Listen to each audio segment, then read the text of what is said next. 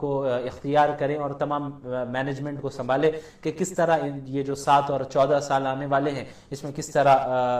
معاملہ کیا جائے۔ یہاں پر ذہن میں یہ اعتراض نہ ہو کہ بھئی حضرت یوسف علیہ السلام نے خود عہدے کا مطالبہ کیوں کیا، حالانکہ حدیث میں آتا ہے کہ عہدے کا مطالبہ نہیں کرنا چاہیے۔ تو یاد رکھیں عام حالت میں تو یہی ہے کہ خود سے عہدے کا مطالبہ نہیں ہونا چاہیے، جو مطالبہ کرتا ہے اسے عہدہ دینا بھی نہیں چاہیے۔ لیکن اگر آپ ایسی سچویشن میں ہو جہاں پر آپ کو معلوم ہے کہ آپ کے علاوہ کوئی اس عہدے کا اہل نہیں ہے، اور اگر آپ اس عہدے پر فائز نہیں ہوئے تو پھر کوئی نااہل آ کر اس عہدے کو ضائع کر دے گا اور کام بھی نہیں کرے گا، تو ایسے موقع پر جو شخص اہل ہے اور جو یہ جانتا ہے کہ وہ اچھی طرح کام کر سکتا ہے، اس پر اس کی ذمہ داری ہے کہ وہ آگے بڑھ کر اس عہدے کو لے۔ ٹھیک حضرت یوسف علیہ السلام نے بھی اسی طرح کیا، اور حالانکہ انہیں کوئی عہدے کی ضرورت نہیں تھی، نبوت کا جو منصب ہے، جو عہدہ نبوت کا ہے، اس سے بڑھ کر اور کیا عہدہ ہو سکتا ہے۔ بہرحال کچھ سالوں کے بعد یہ ہوا کہ وہ جو بادشاہ تھا اس نے ملک کے تمام اختیارات حضرت یوسف علیہ السلام کے حوالے کر دیے، اور اب حضرت یوسف علیہ السلام خزانے پر بھی متعین ہو گئے تھے۔ تو اس وقت جو ہے حضرت یوسف علیہ السلام نے یہ طے کیا کہ بھئی اب جو قحط والے سال ہیں ان میں ہر شہری کے لیے ایک متعین مقدار میں انہیں غلہ دیا جائے تاکہ سب کا گزر بسر ہو سکے۔ تو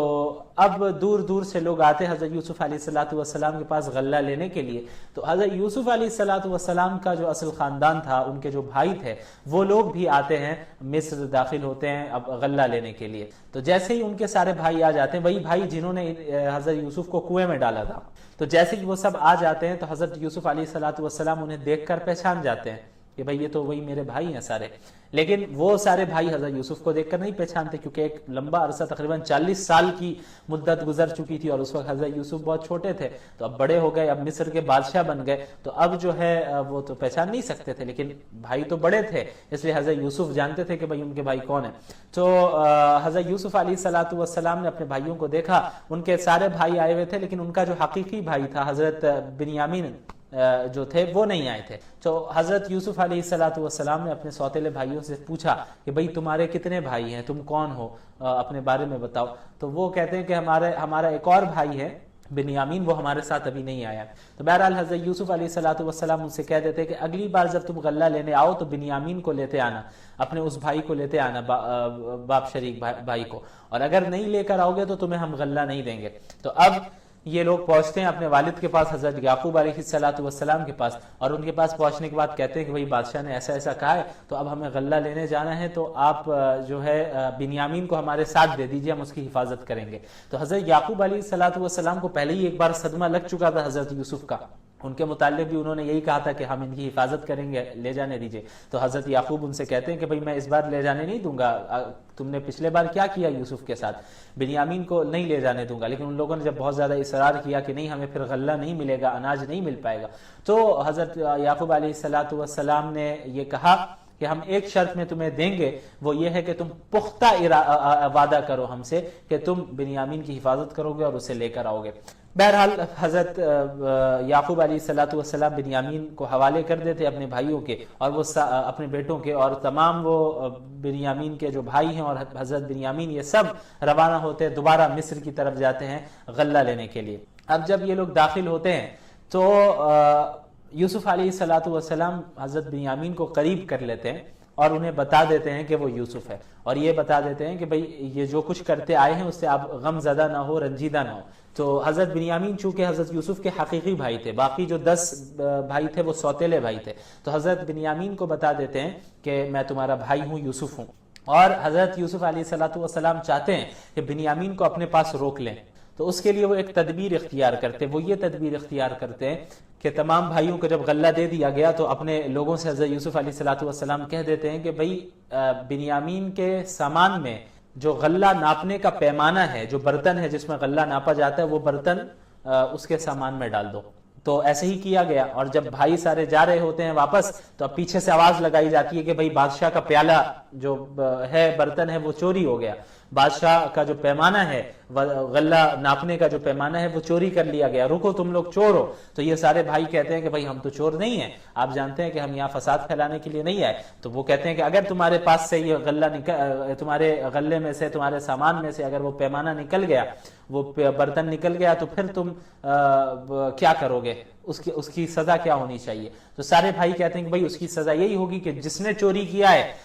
جس شخص نے بھی چوری کی ہے، اس کو آپ لوگ روک لیں گے اپنے پاس، کیونکہ حضرت یعقوب علیہ السلام کی شریعت میں یہی تھا کہ جو چور جب چوری کر لیتا تو جس کے یہاں اس نے چوری کی ہے، اس کے پاس اس چور کو رکنا پڑتا تھا، وہ شخص اس چور کو رکھ لیتا تھا۔ تو ایسا ہی ہوا، تو حضرت یوسف علیہ السلام نے حضرت بنیامین کے جو ہے سامان میں ڈلوا دیا تھا۔ تو اب تلاشی لینا شروع کیا ان لوگوں نے،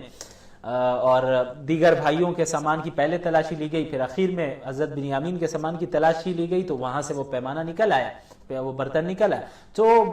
اب یہ کہا گیا کہ بھائی اب بنیامین کو یہیں پر رکنا ہوگا۔ تو حضرت یوسف علیہ السلام نے ایسا اس لیے کروایا تاکہ بنیامین ان کے پاس رک جائے۔ اب سارے بھائی پریشان ہو گئے، انہوں نے کہا کہ بھائی اگر اس نے چوری کی ہے تو اس کے بھائی نے بھی بچپن میں یوسف نے چوری کی تھی، اس نے بھی کی ہوگی، ہو سکتا ہے۔ تو حضرت یوسف علیہ السلام پر بھی یہ الزام لگا تھا۔ بچپن میں ہوا یہ کہ اپنی پھوپھی کے پاس حضرت یوسف علیہ السلام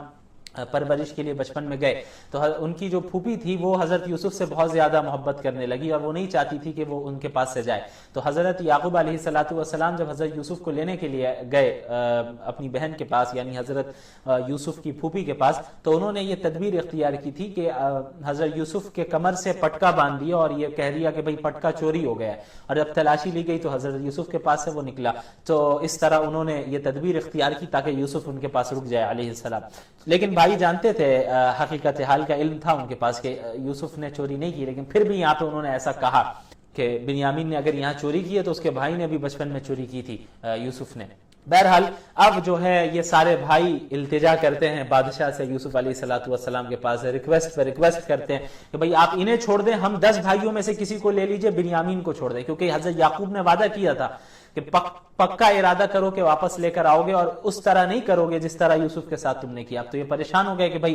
ابھی اگر ہم بنیامین کو واپس نہیں لے کر جائیں گے تو والد صاحب کی تو حالت اور خراب ہو جائے گی، ہم کیا منہ دکھائیں گے، کیا جواب دیں گے۔ تو حضرت یوسف سے، بادشاہ سے وہ کہتے ہیں کہ بھئی آپ جو ہیں ہم میں سے کسی کو رکھ لیں اور یوسف کو یعنی اس کو بنیامین کو چھوڑ دے۔ لیکن حضرت یوسف علیہ السلام کہتے ہیں کہ نہیں، یہ تو ظلم ہوگا، بھائی جس نے غلط کام کیا ہے ہم اسی کو سزا دیں گے، اسی کو اپنے پاس روکیں گے، کسی اور کو کیسے روک سکتے ہیں۔ بہرحال ان بھائیوں میں سے جو سب سے بڑا بھائی ہوتا ہے وہ کہتے ہیں بھائی میں تو واپس نہیں جا سکتا والد کے پاس جب تک کوئی فیصلہ نہ آ جائے، اس لیے تم لوگ جاؤ اور حضرت یعقوب کو بتا دو کہ آپ کے بیٹے نے چوری کی ہے، اور اگر آپ کو یقین نہیں ہو رہا ہے تو آپ اس قافلے سے پوچھ لیں جو ہمارے ساتھ تھا۔ بہرحال یہ سارے بھائی جاتے ہیں اور حضرت یعقوب علیہ السلام کو بتا دیتے ہیں کہ ایسا ایسا معاملہ ہوا، لیکن حضرت یعقوب علیہ السلام وہی کہتے ہیں، وہی جواب دیتے ہیں جو حضرت یوسف علیہ السلام کے وقت انہوں نے دیا تھا کہ فصبر جمیل، کہ ہم صبر کریں گے، اللہ تعالیٰ جو ہے مدد کرنے والا ہے، اللہ تعالیٰ ان سب کو میرے پاس واپس لے آئے گا۔ اور پھر حضرت یوسف علیہ السلام کے بھائیوں سے، یعنی اپنے بیٹوں سے حضرت یعقوب علیہ السلام کہتے ہیں کہ جاؤ اور یوسف کو اور اس کے بھائی کو تلاش کرو، اللہ تعالیٰ سب کو واپس کرے گا۔ تو یہ سارے بھائی دوبارہ داخل ہوتے ہیں، مصر میں آتے ہیں، اور یوسف علیہ السلام کو کہتے ہیں کہ بھئی ہمارے خاندان کو پر مصیبت آ پڑی ہے، آپ جو ہے ہم پر رحم کا معاملہ فرمائیں اور جو ہے ہمیں غلہ بھی پورا دیں۔ تو اس وقت تیسری مرتبہ جو آتے ہیں حضرت یوسف علیہ السلام ان سے پوچھتے ہیں کہ هل علمتم ما فعلتم بيوسف، اذن کہ تم جانتے ہو کہ تم لوگوں نے یوسف علیہ السلام کے ساتھ کیا کیا تھا۔ تو اب سارے بھائی بالکل تعجب میں پڑ جاتے کہ اس بادشاہ کو یوسف کے بارے میں کیسے معلوم ہے۔ تو انہیں شک ہو جاتا ہے کہ کہیں یہی بادشاہ تو یوسف نہیں ہے، اس لیے کہتے ہیں کہ اِنَّكَ لَأَنْتَ یوسف، کہ آپ ہی یوسف ہے۔ تو حضرت یوسف کہتے ہیں کہ قال انا یوسف وهذا اخی، ہاں میں ہی یوسف ہوں اور یہ میرا بھائی بنیامین ہے۔ تو اس جگہ پر تقریباً 40 سال کی مدت کے بعد اب یہ بھائیوں سے اس طرح بھائیوں کو معلوم چلتا ہے کہ یوسف زندہ ہے، اور زندہ ہی کیا بلکہ مصر کے بادشاہ بن چکے ہیں۔ تو اب سارے بھائی جو ہے حضرت یوسف سے معافی مانگتے ہیں کہ یقیناً اللہ نے آپ کو ہم پر چن لیا ہے، ہم پر ترجیح دی ہے، اور ہم نے غلطی کی اور اپنی غلطی کا اعتراف کرتے ہیں سارے بھائی، تو حضرت یوسف علیہ الصلوۃ والسلام فرماتے لا تثریب علیکم اليوم، آج تم پر کوئی ملامت نہیں ہونے والی ہے، یعنی معاف کر دیتے ہیں۔ اور بھائیوں کو کہتے ہیں کہ تم یہ میری قمیص لے کر جاؤ اور میرے والد حضرت یعقوب کے چہرے پر اس قمیص کو رکھو، انشاءاللہ ان کی بینائی واپس آ جائے گی۔ تو حضرت یعقوب کی بینائی چلی گئی تھی، وہ بہت رویا کرتے تھے، بہت روتے تھے حضرت یوسف کے چلے جانے کے بعد، تو ان کی بینائی چلی گئی تھی آنکھ کی۔ تو حضرت یوسف کہتے ہیں کہ میری اس قمیص کو ان کے چہرے پہ ڈالنا، انشاءاللہ ان کی بینائی واپس آئے گی۔ تو اب سارے بھائی قمیص کو اور یہ کہتے ہیں کہ پھر والد کو اور والدہ کو لے کے پورے خاندان کو لے کر مصر آ جاؤ۔ تو یہ سارے بھائی روانہ ہوتے ہیں وہاں سے قمیص کو لے کر۔ تو جب وہاں سے روانہ ہو جاتے ہیں تو حضرت یعقوب علیہ السلام کو حضرت یوسف کی خوشبو آنی شروع ہو جاتی ہے، اور آس پاس کے لوگوں سے کہتے ہیں کہ بھئی مجھے یوسف کی خوشبو آ رہی ہے۔ تو وہ سب کہتے ہیں کہ بھئی آپ اپنے پرانی خیال میں مبتلا ہیں، کب سے آپ کتنے سالوں سے یوسف کی بات کر رہے ہیں۔ تو وہ سمجھتے ہیں کہ بس ایسی بات ہوگی۔ بہرحال وہ قافلہ بھائیوں کا پہنچتا ہے، اور پہنچنے کے بعد وہ آتے ہیں اور قمیص کو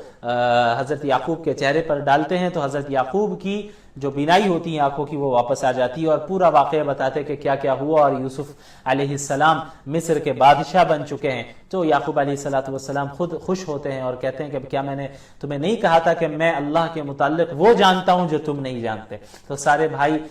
وہاں پر اعتراف کرتے ہیں کہ گناہ کا، اور کہتے ہیں کہ آپ ہمارے لیے اللہ سے دعا کریں، مغفرت کی دعا کریں۔ تو حضرت یعقوب کہتے ہیں کہ میں اللہ سے انشاءاللہ تم لوگوں کے لیے مغفرت کی دعا کروں گا کہ تم نے جو غلطی کی ہے اللہ اسے معاف فرمائے۔ بہرحال اب پورا خاندان وہاں سے روانہ ہوتا ہے، سارے بھائی بھی اور ماں باپ بھی۔ کنعان سے، شام سے روانہ ہو کر یہ لوگ آ جاتے ہیں مصر میں، اور حضرت یوسف علیہ السلام باہر نکل کر پورے خاندان کا اپنا استقبال کرتے ہیں، اور اپنے والدین کو اپنے تخت پر چڑھاتے ہیں، اور جیسے ہی تخت پر چڑھاتے ہیں اور سب حاضر ہو جاتے ہیں وہاں پر، سارے لوگ حضرت یوسف کے سامنے سجدے میں گر جاتے ہیں۔ یعنی جو بادشاہ کے سامنے سجدہ تعظیم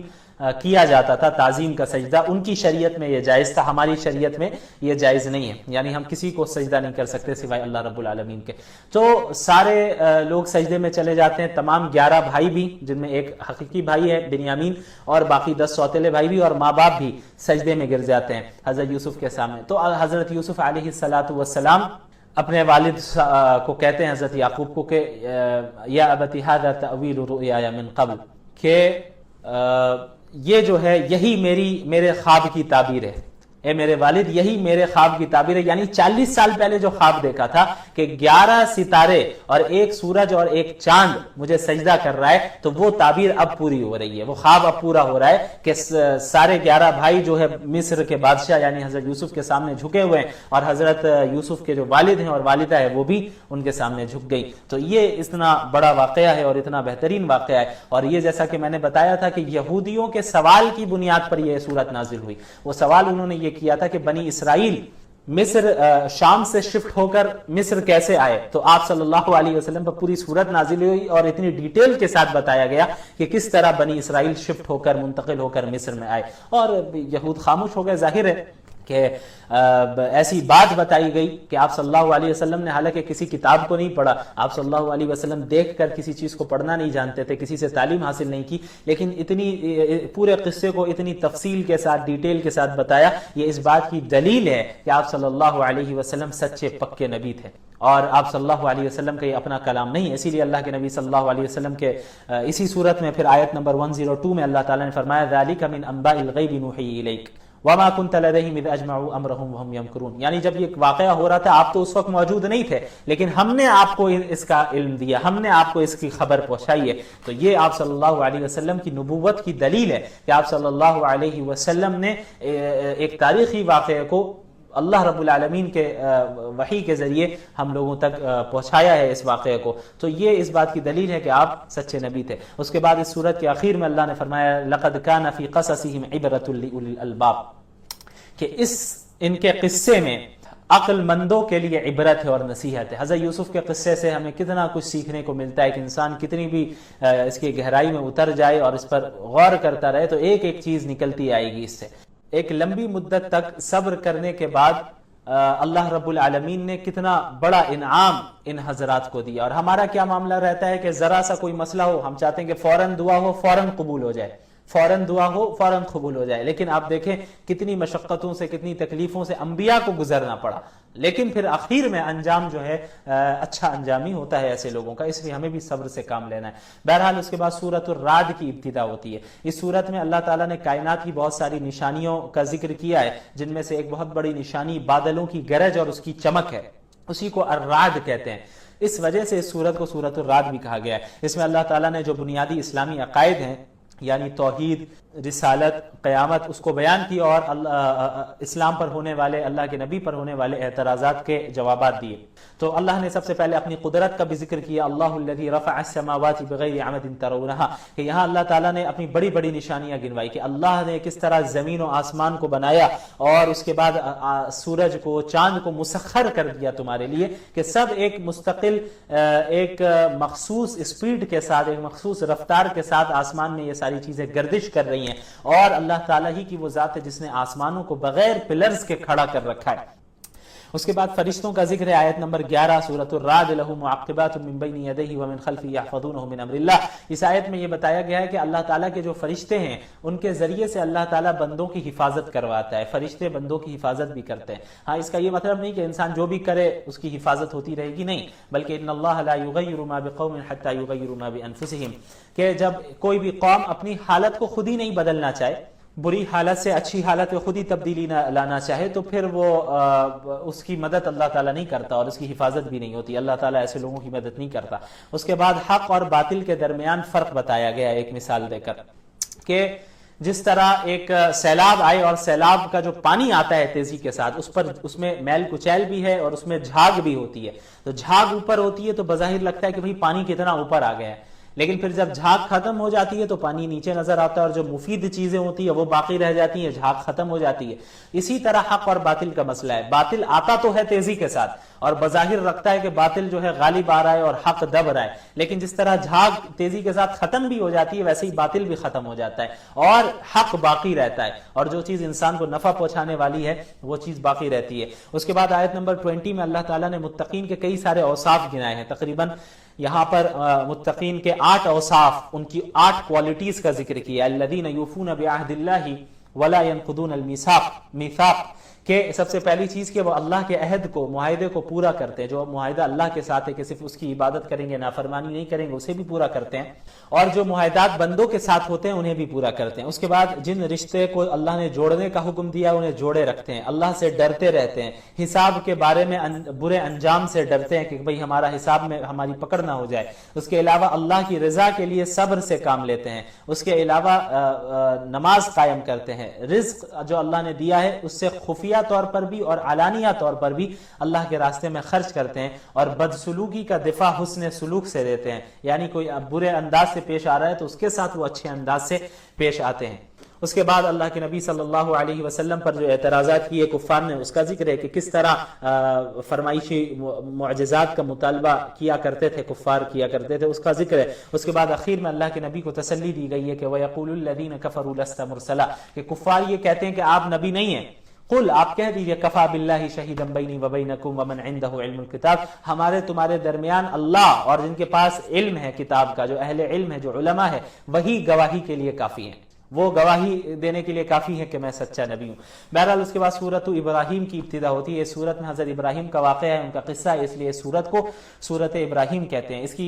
جو سب سے پہلی آیت ہے, کتاب انزلناہ الیک لتخرج الناس من الظلمات الی النور باذن ربہم الی صراط العزیز الحمید. اس آیت میں قرآن کے نازل ہونے کا جو اصل مقصد ہے وہ بتایا گیا ہے. وہ یہ ہے کہ یہ کتاب ایسی ہے جسے ہم نے آپ پر نازل کیا ہے تاکہ آپ لوگوں کو تاریکیوں سے نکال کر روشنی کی طرف لے جائیں, گمراہی سے نکال کر ہدایت کی طرف لے جائیں اور سیدھا راستہ انہیں دکھائیں. یعنی قرآن کا نزول ہوا ہے ہدایت کے لیے اور تاریکی سے نکل کر